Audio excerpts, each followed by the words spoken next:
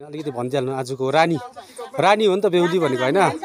आजको त रानी हो नि त है रानीको के भन्नु छ आजको यो नयाँ वैवाहिक जीवन उहाँ चाहिँ आजको बेहुली है सिंगल लाइफ र यो विवाहित लाइफमा चाहिँ के फरक छ जस्तो लाग्छ कस्तो लाग्छ तपाईँ आजको बेहुला होइन राजा आजको है यो राजा चाहिँ हामी चाहिँ के अरे लाइफमा एकपल्ट मात्रै आउँछ होइन सेकेन्ड टाइम भयो भने चाहिँ त उसलाई राजा मान्दैन है कस्तो लाग्छ सिंगल लाइफ र विवाहित लाइफमा कतिको फरक होला जस्तो लाग्छ के लाग्छ धेरै नै उयो हो नि हजुर ब्याचलर लाइफ र हजुरको लाइफमा अब हजुर जोडी लाइफ राम्रो भन्छ जोडी लाइफ राम्रो हो अब बिहा गरेपछि सुत्रिन्छ केटा सुत्रिन्छ बिहा नगरिन्छ चाहिँ बिग्री राख्थ्यो त्यसो भए त्यस्तो हो कि के हो है प्रगति गर्न सक्छ जिम्मेवारी बढ्छ होइन धेरै बढेर जान्छ है आजको राजा है धेरै धेरै एकदम शुभकामना गरिखानु होइन अनि यहाँ बहिनी अलिक उयो भएको छैन हो भान्जी विवाहित लाइफ र सिंगल लाइफमा चाहिँ कतिको फरक पाएको जस्तो लाग्दैछ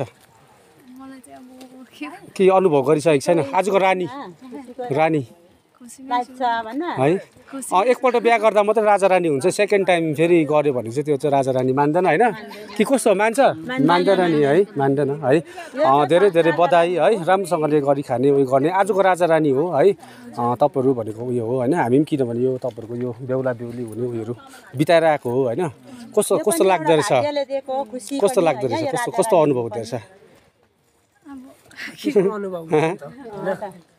राम्रै खुसी हो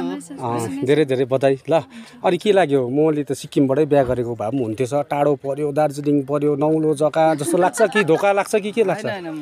खुसी नै छ कस्तो दार्जिलिङमा कस्तो लाग्दैछ दार्जिलिङलाई आफ्नो ससुराली बनाउँदा कस्तो लाग्दैछ खुसी लागिरहेको छ है धेरै धेरै शुभकामना है राम्रो रहेछ हुन्छ है र पनि अब केही भुल त्रुटि हुन्छ भिडभाडमा होइन कतै केही हुनसक्छ है त्यस्तोमा भिडभाडमा एउटा अन्डरस्ट्यान्डिङ गर्ने हो है भएको छ भने ल धेरै धेरै बधाई थ्याङ्क यू ल सेफ जर्नी ल